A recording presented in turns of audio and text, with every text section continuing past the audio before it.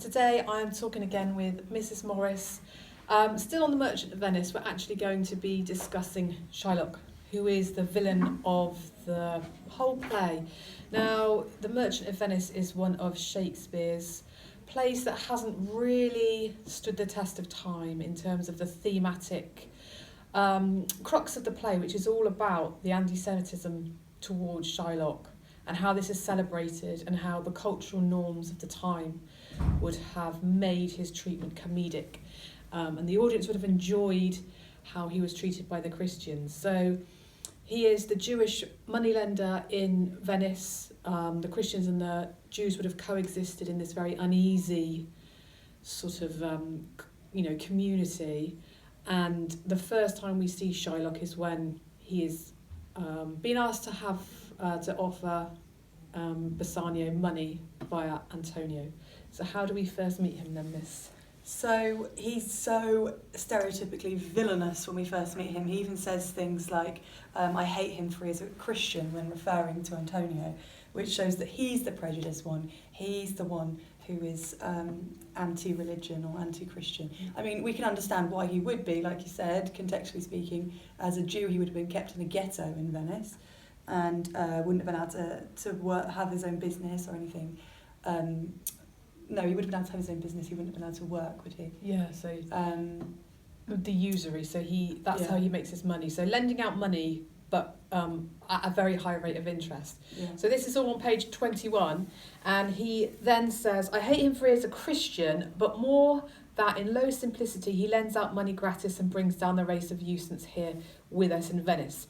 So what Shylock is saying is, I hate him because he lends out money and he doesn't charge interest. Now obviously that means that as Shylock lends out money, people would rather go to Antonio than to him, so he wouldn't be able to have such a strong business. But what this does to the Christian audience, as we've said before, is it is reinforcing these anti-Semitic stereotypes that the Jews and the Jewish Venetians are only interested in money. So in this respect, the first time we see him, he's like, I hate him because he lends out money gratis, which actually they would think, well, that's better than what you do, which is to want a lot of interest. Yeah, so the audience at this time know full well that Shylock is the villain, he's the bad guy, he's saying all these terrible things. His two main interests in this world are his religion and money, and that's all he seems to care about.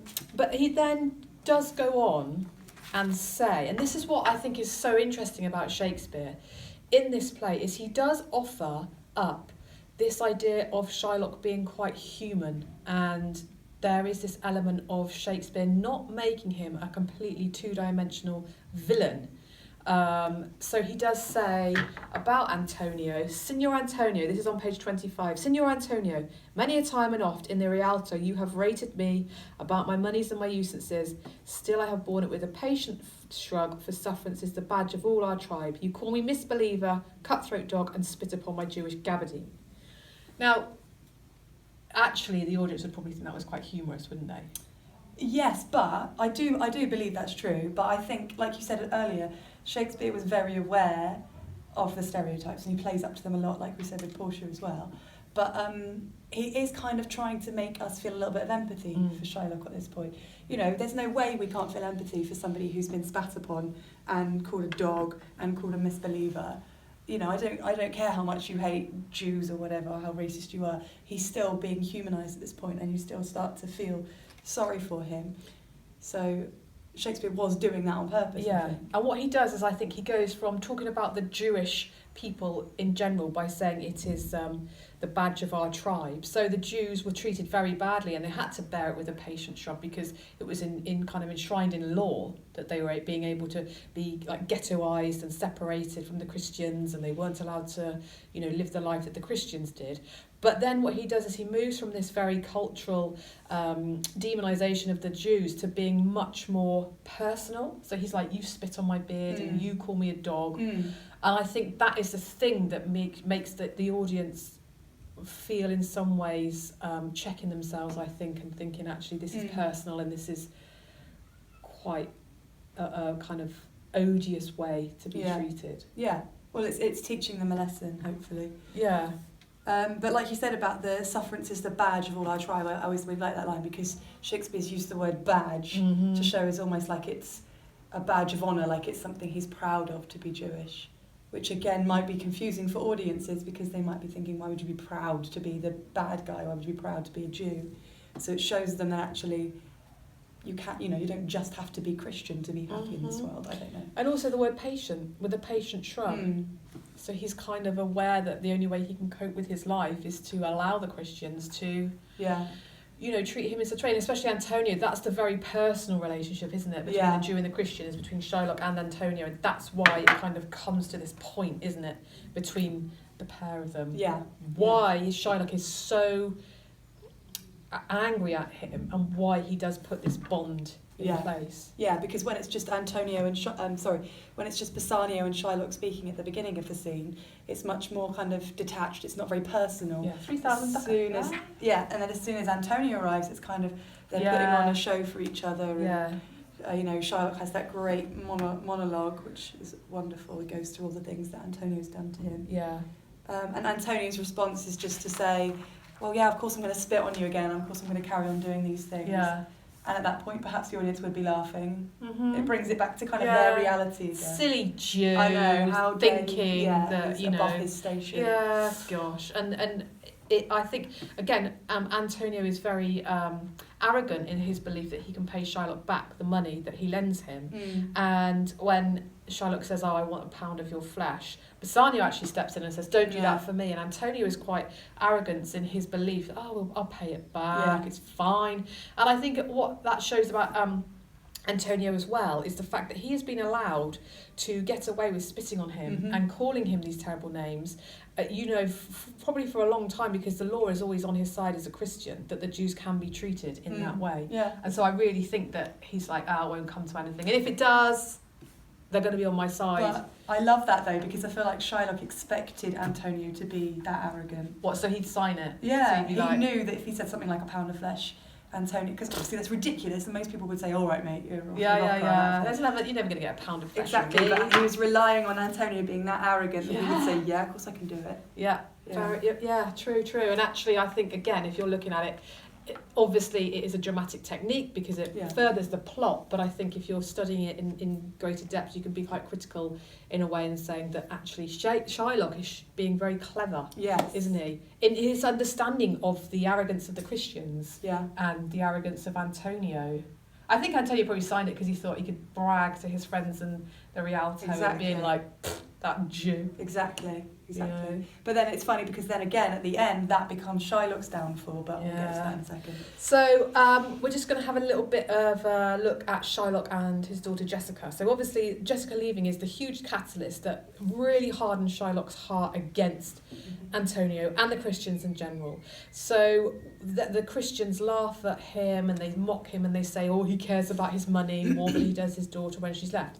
But there's this bit right before he leaves to go and have food with Bassanio when he is telling Jessica, and he says, hear you me, Jessica, lock up my doors, and when you hear the drum and the vile squealing of the wry-necked fife, clamber you not up to the casements then. So that's on page 51. So he's actually warning her, isn't he?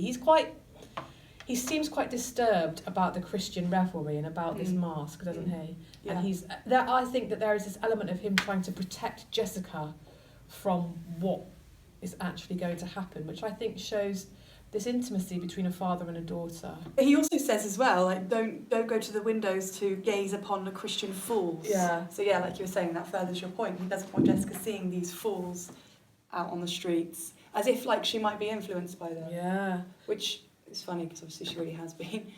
But the Christian audience would be like, why is he getting so upset about... Because obviously they would be in the Globe, they would be having a great time. To see them on the stage with their Venetian masks on, with the torchlight, it would actually be quite elevating in terms of the drama, wouldn't it? It would be something that would be fun, and they're all laughing about going to steal Jessica. So I think, again, it kind of makes him, especially because Jessica calls his house a merry hell, doesn't she? Yeah. And she calls her father a devil. So what this does is it reinforces to the audience that Shylock is, dull and gloomy, and he doesn't like fun, and he's controlling of Jessica, but actually you can look at that as actually him being quite protective of her. Yeah, obviously. I mean, she says hell and devil, which reinforces the idea that he's a villain, that he's villainous. But also, what's wonderful about that is let's not forget that Jessica's a teenager, and as we sometimes are aware, teenagers tend to exaggerate. So I love this idea that actually she's just being quite, young and girlish. Yeah. Oh, I hate my dad kind of thing. He won't let me go out and play. Exactly, and actually it's not really that big of a deal. And, maybe we'll talk about Jessica another day, but I love the idea that by the end Jessica maybe has realised that, oh, my dad just wanted what was best for me. Yeah. This is actually really rubbish. I don't like this at all. But obviously his love for Jessica, but also do remember that Jessica would have been thought of as his by him. So this idea, like we talked about with Portia, this patriarchy where he was able to own Jessica. So the fact that she ran away with a Christian would have been so shocking. Yeah. And the fact that the audience would have liked this because it meant that the villain was deeply hurt. I think that we've got to be aware of that. She did something quite bad, but they would have been like, yeah, go girl. But I do feel like as well Jessica might have been manipulated by the Christians because they knew that if they took her away from Shylock, they were leaving him with defenceless. She was all he had in a way, that her and the money. And you could argue that they did that on purpose because he tried to get he tried to fool Antonio and make a fool of him. If you remember earlier on in the play, they said Bassanio says when they're making the bond, come and have dinner with us, and Shylock says, oh, I don't want to have dinner with you. I won't eat with you or pray with you. But Bassanio sort of obviously manages to force him to come, to convince him to come. Yeah, and actually you could say that Bassanio's been able to get involved with the Christians as well. Yeah. He's part of the plan. Exactly. He gets Shylock out of the house and then Jessica jumps out and throws all the money and the jewels out. Exactly, it was all part of the plan. So then again, were Jessica and Lorenzo actually in love, or was it just... Yeah, the Christians are quite sinister as a gang, aren't they? As a kind of gang of people. And then, obviously, the catalyst of Jessica leaving is that he hardens his heart against the Christians, and especially Antonio. And when his ships become lost, then he says, I will take my bond. Yeah. And this is really interesting because this is a pivot of the play, isn't it? As a dramatic technique, Jessica... I think sometimes we don't think of the importance of Jessica running away. It's just people think it's a secondary plot. Like a subplot, but it's not. It's integral. It's integral, and it's a huge catalyst and a huge dramatic technique in terms of developing the plot and how Shylock responds to that. Yeah. So he then has this conversation. You can see Salarino and Salanio are pleading with him, aren't they? Yeah. And then one of the most powerful speeches, I think, that... Shakespeare's ever written is the speech where Shylock is talking to the Christians and he's actually saying, we are the same. So this is on page 77. I'm just going to read a little bit of it. So he says, I am a Jew. Hath not a Jew eyes, hath not a Jew hands, organs, dimensions, senses, affections, passions, fed with the same food, hurt with the same weapons, subject to the same diseases. And then this very important bit, if you prick us, do we not bleed? If you tickle us, do we not laugh? If you poison us, do we not die? And if you wrong us, shall we not revenge? So this is Shakespeare, I think, very cleverly teaching the audience the importance of tolerance and how prejudice can be so wrong and discriminatory behaviour is so wrong. And also it's highlighting the hypocrisy of the Christians, isn't it? Yeah, I mean, I was just thinking about how this has no place in a comedy, this kind of serious... Yeah. But actually what you were just saying there about them proving the Christians to be hypocrites, that maybe would be quite funny. That's quite a funny element. Yeah. Making the Christians look like fools, And perhaps an audience, as we say sometimes, perhaps an audience would just be sitting there laughing their heads off at Shylock trying to get justice and equality. Just be like, no, you're not. Yeah. You do it. But it's really hard to imagine that because it is such a powerful speech and we so live beautifully written. We live in such a tolerant society where this kind of anti-Semitic behaviour, there's no place for it. Yeah. And so we can't read this without feeling how brutal it is that a man has to explore this as a grown man to other grown men and has to make it so clear we are the same. It's so tragic that this kind of cultural norm would have been comedic. So you don't know, he might be begging, the Shakespearean audience might have portrayed it so he's like begging and the Christians are like... But what I wonder actually, because obviously this, I can't help it, this speech is so powerful, but I wonder if Shakespeare brings it back to the villainous Jew once again at the end when he says... if a Christian wrong a Jew, what should his sufferance be by Christian example? Why, revenge. The villainy you teach me, I will execute, and it shall go hard. You know, straight away, he's back to being that villain again. He's talking about revenge. He's using these strong verbs. And he actually uses the word, the villainy. Exactly. The villainy you teach me, I will show to you. So he's not elevating himself above them, is he? No. He's coming down to their level. This is what you want me to be. This is what you've taught. This is what you've made me. This is what I'll be. So don't try and plead me and ask me not to take a pound of flesh. Yeah. You've made me what I am. But that also reinforces. The audience is like, we knew he'd do that because he's a Jew. Yeah. You know. So it kind of. I think Shakespeare's so clever that he's teaching the audience one thing, but at the same time, dramatically, he's giving them what they want, which is a villain. Yeah. The Jew's the villain. The Jew's the guy we can hate. So even though he's had this sort of incredibly powerful speech about the virtues of being tolerant, at the same time he's going, but I'm not going to be tolerant. I'm going to... And that leads on to the next time we see him, doesn't it? When Antonio is asking for mercy. Is that before slightly? It's the where he says... Antonio's asking for mercy, saying, "Come on, Shylock, let's let this go." And then Shylock just repeats over and over again. So this is on page 99. What does he repeat? "I will have my bond." Yeah. "I pray you hear me speak," Antonio says, but Shylock just keeps repeating. Yeah, what's interesting now is the fact that Antonio's going, "Hear me speak, Shylock, let me speak." And Shylock's like, "I'll have my bond, speak not." And what's interesting is who has the power in the utterance there. So it's gone from Antonio and Shylock having a fairly equal length of utterance at the start when they're talking about the bond, to here the power has completely shifted and Antonio is almost speechless because Shylock will not listen to him. He has hardened his heart, and you get that real strong sense that he has the law on his on his side for the only time in his whole life, the only time of any Jew in Venice that they would have had the law on their side. And actually it's an important contextual point to make there that in Venice in the 1600s or 1500s they would have wanted to show the ethnic minorities that they were being fair because they wanted to encourage more trade. So they wanted these Jewish people to be in Venice because it was good for the economy. Yeah. So they had to show that they were fair, but obviously we know that it was all pretense, and actually the Christians were the ones who always got the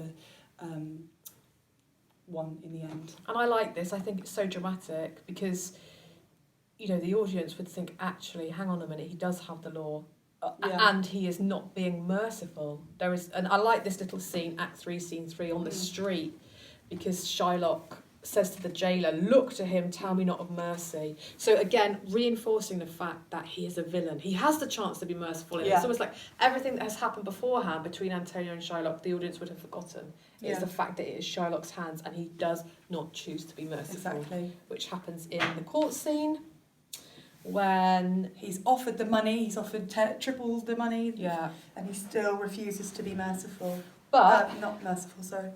Yeah, so he says what is also happening is when Bassanio and Gratiano come, and Bassanio says, "I have a wife I would sacrifice for you, Antonio," and Gratiano says, "I have a wife I would sacrifice," and Shylock says, "I had a daughter and she ran off with a Christian." So what's interesting is you have this kind of like objectification of the women by three men, but again it's that kind of, if you can be quite perceptive, his love for Jessica was so broken by her running away with the Christians. Yeah. It just reminds those people in the audience that might pick up on that actually he was wronged first of all, wasn't he? Yeah, and actually that reminds me, we missed out on a key quote from earlier on, didn't we, when he says about Jessica, "I would my daughter were dead at my foot and the jewels in her ear," which is really easy to interpret as him being, villainous and caring only about money and not caring about his daughter. Especially when she says, "Oh, that money, he spent all that money," and then Tubal says, "Oh, she swapped a ring for a monkey." Yeah. And then he says, "But that ring was my wife's." Exactly. So it's really easy to say he cares about money more than family, but he does say that ring that Leah gave him, his wife, who we assume is dead, he cared about that so much he would not have given it away for a wilderness of monkeys, he says. So I think actually he does care about family. And it's very easy to think that he doesn't, to make him more of a villain. But Shylock has snuck that in there. Yeah. So we can see. Yeah, he does. These little glimpses of his humility and his compassion towards his daughter. Right, so then obviously Portia comes in with a fake moustache, pretending to be Balthazar, and she says she gives him ample opportunity for him to be merciful. and she says the reasons why you should be merciful is because it's good for you, but it's also good for the other person. And so this is the part where you can't actually fully say Shylock is undeserving of his punishment, because she does give him this, and this is what the audience would have liked, and I think Shakespeare did this to kind of like reinforce his villainy. Yeah. He had the choice. He had the choice, and he didn't want it. So, whereas I think we would argue in a modern reading of this that actually, why on earth would you, when you had the one opportunity in your whole life, or the life of, the Jews and the Christians in Venice, to get your revenge on him? Yeah. And he does talk about being part of his nation. He does talk about as if he is doing this for all of the Jewish people, on behalf of all the Jews who have suffered. So again, it's quite hard for us not to be on Shylock's side. I know he's trying to kill someone, and nobody believes in murder. We don't want him to murder someone, but it's really hard not to be on Shylock's side in this scene. Would you like him to murder Antonio here? I would like Shylock to have won and then to have decided to be merciful. But I actually would like him to have cut his pound of flesh. I mean, in terms of drama and entertainment, then yes, I would have preferred that. I think it would have proved the point better. But we knew that was never going to happen. Oh, and then when the Christians win again, there's this kind of like the Shakespearean audience would have been like, woo, whooping and go Christians, go Balthazar. And then the punishment that Shylock receives is devastating, because they strip him of his identity, more or less. Yes. They say, okay, we'll be merciful to you, we won't kill you. Yes. But we will take away your religion, and you have to leave all of your money to Jessica. At which point, actually, Shylock says, no, just kill me instead. Yes. I can't remember the exact quote. And I think that the what we have to realise is that the Christians would have thought that stripping him of his religion would not have been thought of. They'd be like, yeah, but you can be a Christian. I know, like it's That's really good. Like, actually, by not killing you and allowing you to become a Christian, we're really good. But actually, we think that is the worst part of all of the punishment, because he's not allowed to live in the ghetto anymore. He wouldn't be allowed to work, like to usury. He wouldn't be allowed to be in the synagogue, to worship with his friends. So they've stripped him of everything. Yeah. And also, as we said before, his Jewish religion is such a massive part of him. Well, that's what I was going to say. What's Shylock got? He is quite two-dimensional in that he only cares about his family, his religion, and his money. Mind you, isn't that most people? And they take the religion away from him. They've already taken his daughter away from him earlier on, and they've taken his money away from him now, because he can no longer practice his business. So they've stripped him of his identity, of who he is. And just to finish up, he then goes, and we hear nothing more about him. And for a modern audience, I think you could have stopped the play there, and it would have been the most shocking ending. But obviously this was a comedy, and so you still have the rest of the play, in which there is the shenanigans with the ring, have the ring, don't have the ring, I got the ring by sleeping with Balthazar. And actually, I don't think Shylock's mentioned again. No. He just is literally like, yeah, back you go. And there's no conversations between the Christians about how he's treated, how's he doing. No. I suppose the good thing is they don't gloat about it, But for the Shakespearean audience, actually, they wouldn't care. The climax has kind of happened, and they would have got onto the more comedic ending. Yeah. Drinking their ale and covered in mud, and they would have thought that would be more humorous, wouldn't it? Whereas in some ways, having this court scene in the middle of this play kind of doesn't sit quite right, does it, with the end of it? Because as a modern audience, it's so powerful. You're like, how can you then talk about somebody? It's hard to care after that. I think. When you're like, poor Shylock. Yeah. Like you said, if the play ended there, that would have been a tragedy. Yeah, it would, wouldn't it? Yeah, for us, anyway. Anything else? Shylock is the most wonderful character, I think. One of the most, is contentious the right word? Character. I think you can argue about that for so long, like you said. Do we think he should have killed Antonio? I think that could be a real debate. Yes.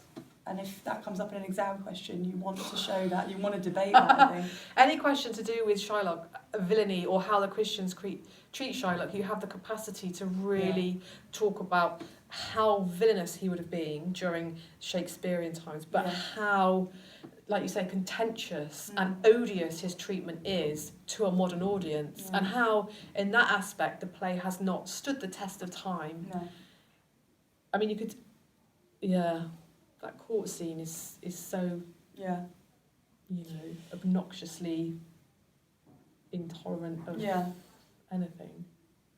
So, thank you very much for listening. And again, I'm Miss Sonnet, this is Miss Morris, and our producer is Mr. Lamington. Bye. Basta.